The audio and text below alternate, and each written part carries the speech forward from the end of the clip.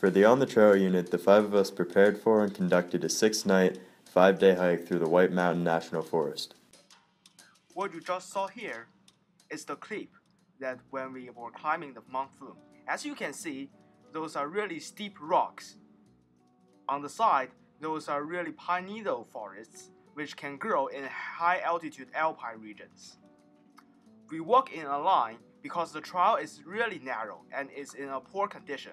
However, we made through it at the end of the day, nearly 5:30 p.m. In the White Mountain area, even it's already late May, in some area it was really cold. As you can see here, we encountered some snow piles near the top of the mountain. Even though we were hiking toward the end of spring, nights still got very cold. Temperatures dropped into the low 30s some nights. To prepare for this, each of us brought a sleeping bag rated to 30 degrees. The sleeping bags we used are mummy style. The bags are made of synthetic materials. This allows them to be packed down to about the size of a loaf of bread. It also allows it to dry quickly and still be usable after coming into contact with water. The ground where we set up tents was often hard, rocky, and uncomfortable to sleep on, so sleeping pads are used to provide a comfortable sleeping surface. Some were a thick layer of foam, some were inflatable, others were a combination of both. Cramming 6 days of gear into each pack was tough. Packs had to be packed efficiently, keeping in mind the center of gravity and the needs of each hiker. Heavy items were stored in the middle of the pack and closest to the body. This prevents the pack from becoming too top or bottom heavy and helps the hiker maintain balance. Items like rain gear and water bottles often needed to be accessed quickly and were therefore kept towards the outside of the pack. Food supplies and clothing could be kept deep inside the pack. Most packs have a section at the bottom to store sleeping bags and sleeping pads. For most of the trip, we didn't have access to clean water. Even when brook or stream water appeared to be clean, it still could contain nasty viruses. Some are so bad, you wish you were dead, according to some hikers with first-hand experiences. Therefore, we had to make sure the water was filtered and purified. In order to do this, we brought pump water filters. The filters use a combination of charcoal, iodine, and screens to fully clean the water. Charcoal acts as a taste neutralizer. Iodine purifies the water, killing germs and viruses. The screens filter out any debris. What comes out is clear, clean-tasting water. Here is a video clip about we are gathering around at the top of Mount Flume. At the end of the first day, everyone is tired, but as a reward, they were able to get onto the Mount Flume and see the beautiful view there. People are packing their stuff and have their gorbs, as mentioned before. First step in setting up the tent is laying the ground sheet. The ground sheet protects the tent from moisture and harshness of the ground. After the ground sheet is placed, the tent itself is set up. The nylon walls of the tent are supported by a lightweight, collapsible aluminum frame. Once the tent is set up, the fly must be put over it to protect it from rain. The fly directs any rainfall away from the tent to keep it dry.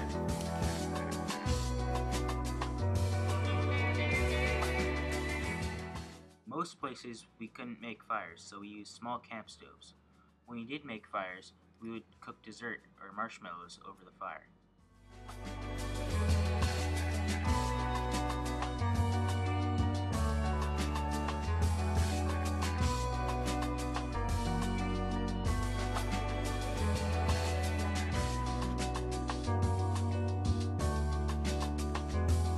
Greenleaf Hut, located in the east of Mount Lafayette, which has 4,200 of elevation, beyond sea level. Mount Lafayette is 1.1 mile from the hut. The trail between two places are in a tough condition. The first half of the trail was built on the west slope of Mount Lafayette, and they are full of stones there. It's not easy to walk on there. The second half of the trail went through the pine forest in the lower shoulder of Mount Lafayette.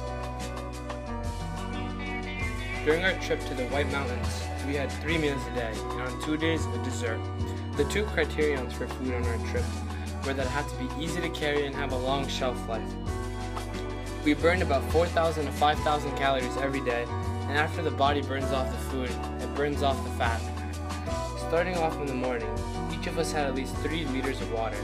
It was key to conserve water no matter how thirsty we were, because we weren't sure if we would pass by a brook or a river. On the last day, we hiked 7 miles, and we were advised to save it for the last 2 or 3 mile stretch. For breakfast on Friday the 22nd and Tuesday the 26th, we ate pancakes, while on the rest of the trip, we had instant oatmeal with boiling water. For lunch, we had an option of peanut butter and jelly, and honey, or salami, cheese, and mustard on a pita bread. For dinner, we ate dehydrated food. To prepare the dehydrated food, we gathered water from a nearby stream or brook and mixed it with the dehydrated food bags. However, on Thursday, we had to gather snow from Mount Flume in order to hydrate and heat up the food. There are a variety of options for dehydrated dinners, ranging from kung pao chicken to beef stroganoff. On Wednesday and Saturday, we took a break from the dehydrated food, and on the 20th, we ate chicken, steak, peppers, and onions on a fajita. On the 23rd, we were treated to Mr. Martin's special tuna and rice. It consisted of tuna, rice, and chicken noodle soup mix. On some days, we had a dessert and roasted marshmallows over a fire. When we reached the summit of a mountain and took a short water break, we snacked on either gorp, which is another term for trail mix, or we also had a Snickers or a Cliff Bar, which we bought from Greenleaf Hut and Lonesome Lake Hut. It's necessary to snack on foods with high fat value while backpacking, so you won't pass out. For example, our gorp consisted of M&Ms, peanuts, and raisins, 3 foods that are high in fat value. Although this food may seem ordinary to you, after hiking 5+ miles on mountainous terrain, everything tastes amazing and delicious. On our way down the ridge from Mount Lafayette on Memorial Day weekend, there were many groups of people with their dogs hiking.